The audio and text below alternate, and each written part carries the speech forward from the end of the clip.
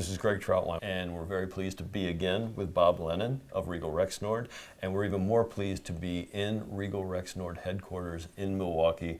Welcome to Rexnord headquarters. Absolutely. So, Bob, you know, we've known each other now for many years, so it's always a pleasure to kind of pick your brain on topics, the topics du jour, if you might. And you know, obviously today in maritime, there are so many transcendent trends taking place. From decarbonization to digitalization to autonomy and automation, and those are really the quote unquote newsworthy trends. But you know, when I talk to vessel owners, there's a lot of concern on their day-to-day operations. Yes, they might be looking in 10, 15 years down the road, 5, 10, 15, 20 years down the road, but there's more concern, I would say, about today. Why don't you just start us off? I know everyone watching and listening knows the Regal Rexnord name. Why don't you just give us an overview of the offer from Regal Rexnord to the marine industry along that powertrain? Yeah, the lead product, probably the biggest in the portfolio, is the old Senta brand. Senta, former German family-owned business. Propulsion coupling, shafting. Some of the acquisitions over the years have grown those. When we merged with Regal Beloit, we gained the Yare brand out of Spain, another manufacturer of carbon fiber shafting, and also a big space in couplings for thruster drives and similar. So a great adjunct to the Senta there with Yare. More recently, our merger, or rather our acquisition of Ultra, brought us another German brand, Stromag, as well as some other adjacent well-known brands in clutches and brakes.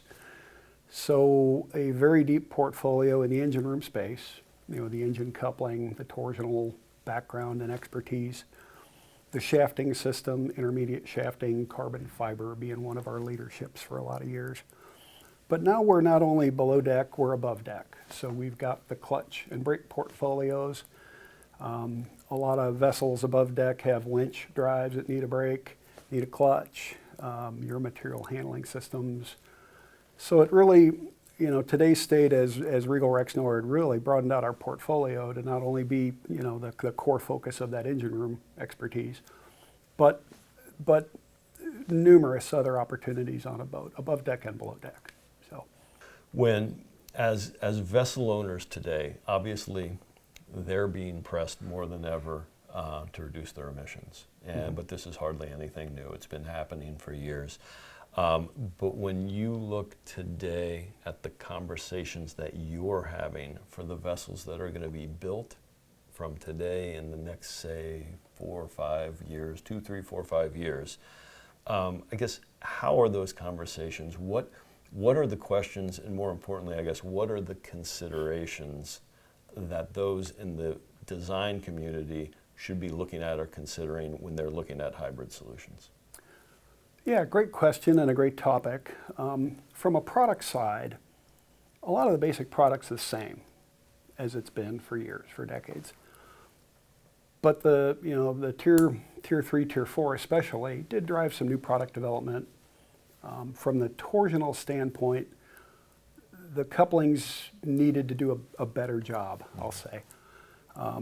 Now into stage 5, for instance, you got a big push for the engines to idle at a lower RPM. So the couplings got to have a torsional response that can operate down to that low speed. So we've had some new product development opportunities come out of it. But in general, with the hybrid, from my perspective, it's nice because especially if you're just adding an electric motor as a PTO, PTI, you're literally putting one more coupling opportunity into the drivetrain.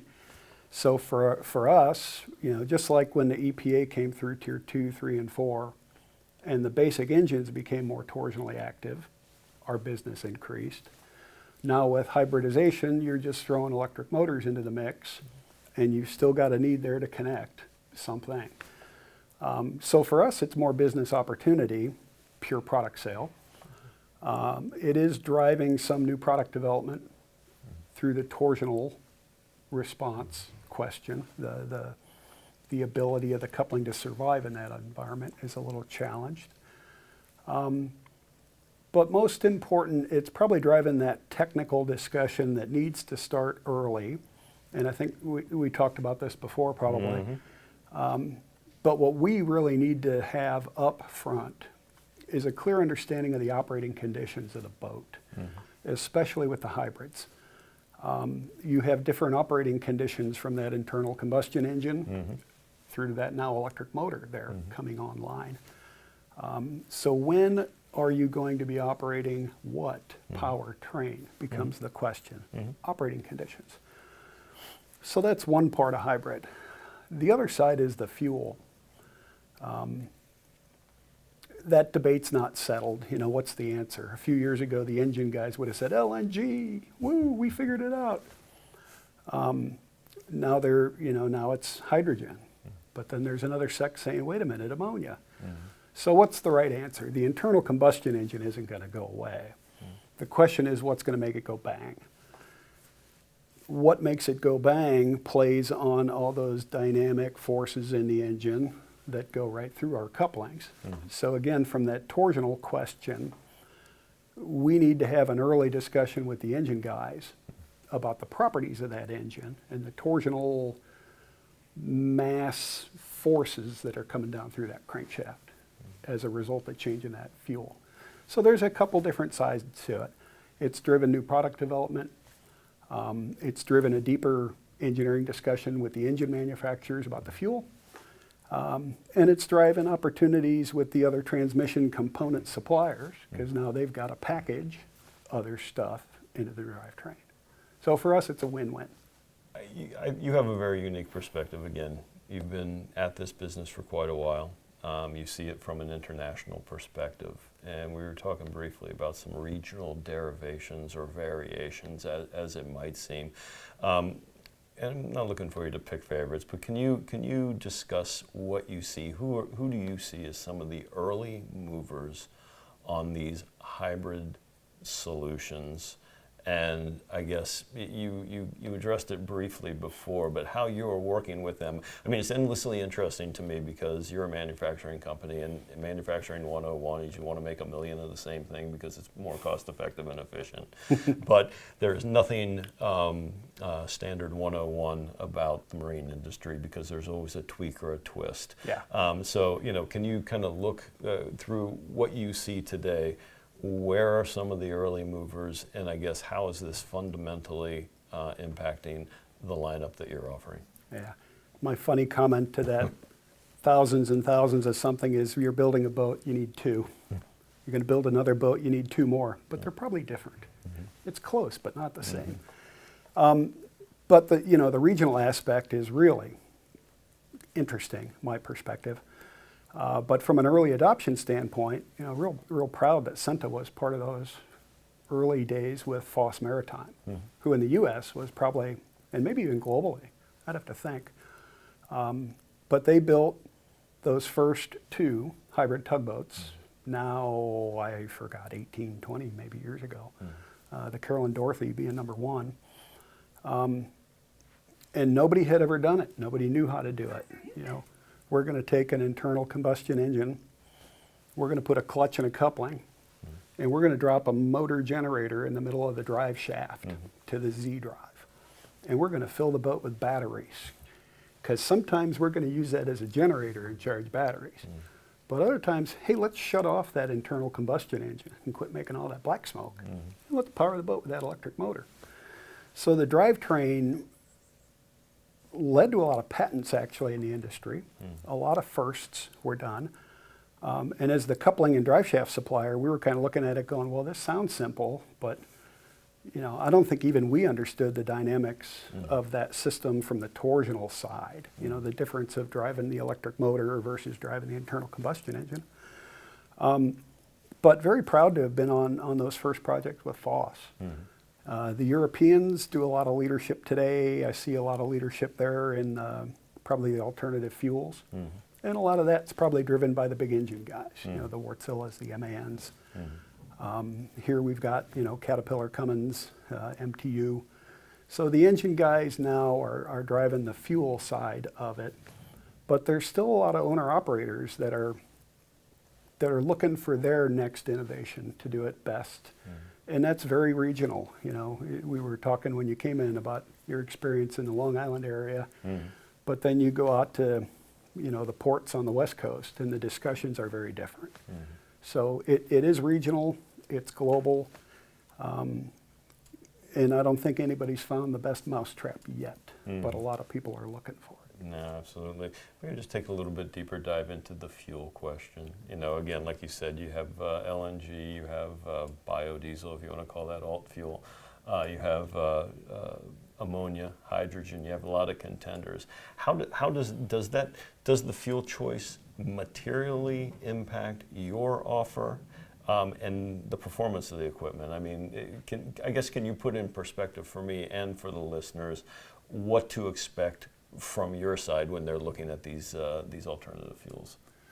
Yeah, materially, the fuel choice doesn't impact us. I mean, my coupling is natural rubber. As long as there's nothing getting to the natural rubber that's going to attack it, I don't care about the fuel choice.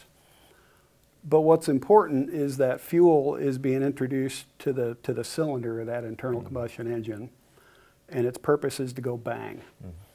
And the bang has got to push the connecting rod down, and the connecting rod's got to twist the crankshaft. Pretty simple physics. But the chemistry of that material choice differs from an ammonia to a hydrogen to an LNG. And there's other guys much more adept at this than I, and at the trade shows you've seen it, where they talk about the efficiency, the BTU, the burn rate, whatever, of the fuel. But from my perspective, it's the mass force that's created when that cylinder full of gas goes bang. Because that's going to create a reaction back to the flywheel, ultimately, that's going to be directly impacting my coupling. So that's where that torsional vibration analyses and the deep understanding of that engine is so important for me to know. So we are fortunate. We have a lot of great partnerships with the engine guys when they're developing those alternative fuels. That's exactly what we're asking them, is what are these mass forces now from the cylinder through the piston to the connecting rod? What's the impact on my coupling? Because from the old engine oil fuels through ultra low sulfur diesels to hydrogen to ammonia to LNG, those forces differ greatly. So the impact on that coupling varies wildly.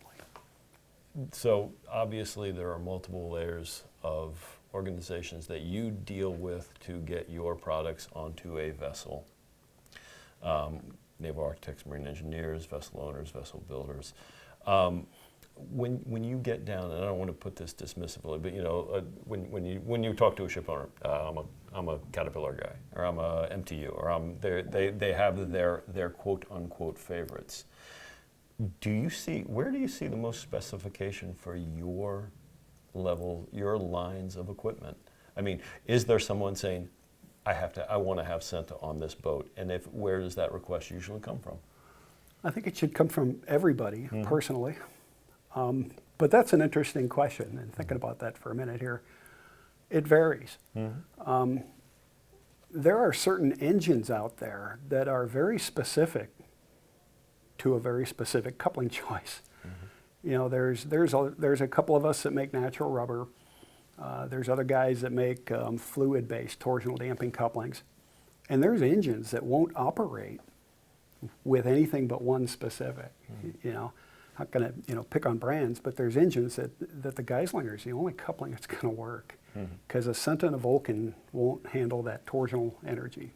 Too much power loss demand. The rubber's going to get too hot. So sometimes it's the engine guy, and again, it's back to the dynamics of that engine and those mass forces coming down the crankshaft. More typically, it's one of the propulsion OEMs that integrates the coupling. The drive shaft comes in their package. If you're doing a simple Z-drive vessel, the Z-drive supplier is probably going to take ownership of everything up to the engine flywheel. If it's a more traditional combustion engine, gear, shaft line propeller, that gear OEM or distributor may take ownership of the coupling. So it bounces around a little bit on the commercial front, Quite often the owner will have a wish list. You know, they'll say, I want brand A or brand B. Sometimes a naval architect will specify a brand, but more often I'll see the naval architect, like on a shaft line, will put a balloon around it and say something or equal, you know, carbon fiber shaft line. So some people will be generic, some people will be specific, and sometimes the engine dictates the solution. Long answer to a simple question. So Bob, you know, again, we talk a lot about the future. We talk a lot about hybrids. And hybrids, it's not even the future, it is the now as well.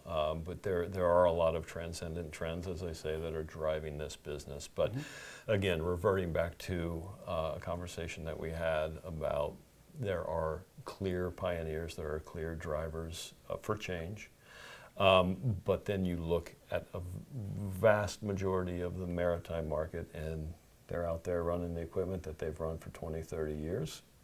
They want to keep running that equipment for another 20 or 30 years. They want it to work, and they want it to make money.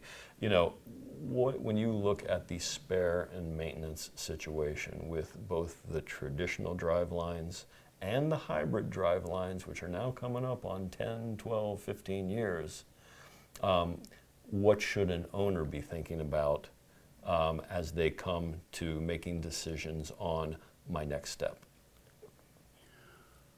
The most important thing for that owner to know from the day he buys the boat, hopefully, is what is on my boat.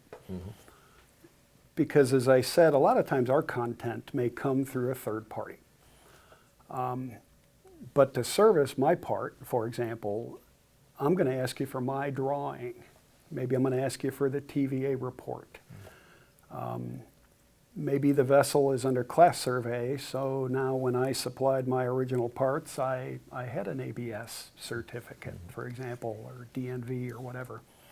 So I'm going to need a couple things that owner should be capturing, or the port engineer, the chief, somebody, when they take delivery of the boat. Because I have a manual, I have maintenance recommendations, I have service and replacement recommendations. Just like the engine guy, just like the gearbox guy, just like the Z-Drive guy.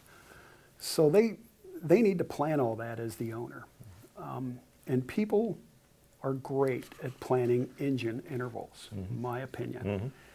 You know, the Caterpillars, MTUs, Cummins of the world are fantastic at telling that guy, hey, at, you know, 15,000 hours, you've got to do an upper end. So they know right there that maybe they got to plan a dry dock. And they know right there that they're going to spend $1 million to the engine dealer to buy new stuff. But what's behind the engine that may have a cycle coming up too for a maintenance interval? And that's a gap. Because what inevitably happens is they go to dry dock, somebody takes a guard off because now they're needing to start looking at stuff. And I don't care if it's mine or somebody else's, but all of a sudden you see a torsional coupling, you see a drive shaft, you see other parts that need maintenance and or replacement. And right there they're scratching their head going, oh gee. Whereas, you know, 6 months earlier when they were planning that engine work in the dry dock, somebody should have been looking at propulsion driveline drawings going, all right, we're gonna service this, we're gonna look at that. I did that last year, that part's okay. The proactivity and the general maintenance practice needs to extend through the entire drive line. Know what's on your boat. Again, you might get drawings from a Z-Drive guy, for instance, that has other components that were supplied, mine or someone else's. Do you have those OEM drawings? Do you have the assembly and operating manual? Do you have we have a document on natural rubber inspection, and I'll tell you every year to do a visual inspection of that stuff. Log it, take photos. Is the rubber starting to crack? Is the shafting system aligned? When did you do your last alignment? Who's got the alignment report? There can be a lot more proactive approach on the part of the owners and the port engineers to system maintenance. Okay. I'll get off my soapbox. No. Soapboxes are good. I appreciate that. But so from your experience, and I'm not looking for you to throw your customers under the bus, but how many people actually do something like a shaft line alignment? I mean, do you see that proactive nature? Or I guess, what do you see might be an impetus to take that proactive nature? I do see it, and it varies wildly from operator to operator. And the people in the industry, I'm not telling any secrets, but there are guys that got boats where you can go in the engine room and eat your scrambled eggs off the deck plate. There's other boats where you open the door to go down into the engine room and you're looking going, I don't want to go down there. It's maintenance practice. Is it pride of ownership? My personal outlook is this is a very expensive asset and you want it to run 30 years, 40 years. Take care of it. How hard is annual maintenance on rotating equipment? So yeah, there is a large variance. We'll get photographs emailed in of broken parts, and I just look at the pictures, and everything's covered in grease or oil, because at some point, hey, they probably blew a rear main seal on the diesel engine. Nobody cleaned anything up. Well, what's the number one product that'll attack natural rubber? Oil. So my product or my competitors take that direct hit and we fail prematurely. Maintenance practice. So yeah, there's a wide variance. The blue water guys probably tend to be much better because the boats probably work harder and there's more impetus on maintenance practice. Some of the smaller operator boats, the inland water guys sometimes, they just want the boats to run to make money. They're going up and down the river all day long. So yeah, there's quite a variability to it. But my opinion, you bought a really expensive toy, take care of your toy. But what you said specifically about knowing your boat, knowing your engine room, knowing the equipment on there, and I've had some interesting discussions recently. Digital twins, again, another quasi buzzword, but are you looking into that? Or is Regal Rexnord, I mean, when a vessel is delivered, is there a digital equivalent of what's on that vessel that can follow that vessel throughout the entire life, or should there be? Yeah, there's actually maybe two sides in how I'll answer that. Digitalization, a better mousetrap. People have looked at, we've looked at, everybody uses natural rubber today for the coupling. But there are other technologies that will allow you to damp torsional vibration. Just like your Bose noise canceling headphones, there are people playing with technologies to actively damp torsional vibration. So we've been looking at that, one side of it. The other side of the digital is data and data capture and your operating condition of your rotating stuff. Regal Rexnord does have a fantastic portfolio there. We've got a group called Perceptive, but much more active now in our industrial space. So think of a large overland conveyor system with great big gearboxes and a lot of bearings. The Perceptive technology will allow us to mount a device on those bearings and gearboxes to measure vibration, to measure temperature, to measure those parameters where you want to trend them and then look for a change. And the change says, hey, I probably better go look at something, maintenance time. There's a future path to bring that into the rotating equipment of marine propulsion. We're not quite there yet. But there is sensor technology today that can real-time measure torsional vibration. So now you could put a device in a coupling or a shaft line and get an immediate signal that your engine has gone into an upset condition. You got a cylinder going bad, you got an injector fouled, something. So yeah, there's definitely a future path there on two fronts, data capture and giving the owner of the vessel that data. But there's probably a future path where there's a better technology than just natural rubber to contain and control torsional vibration. I truly do appreciate your time, and I appreciate doing this where you live and where you work. because it gives us a better sense of really the entire spectrum of what you offer. And again, it's just more interesting to get out of my office in New York every once in a while. So it's, as always, a pleasure to talk to you. Yeah, Greg, thanks for coming up again. It's great to do this in person with you. Absolutely. Thank you.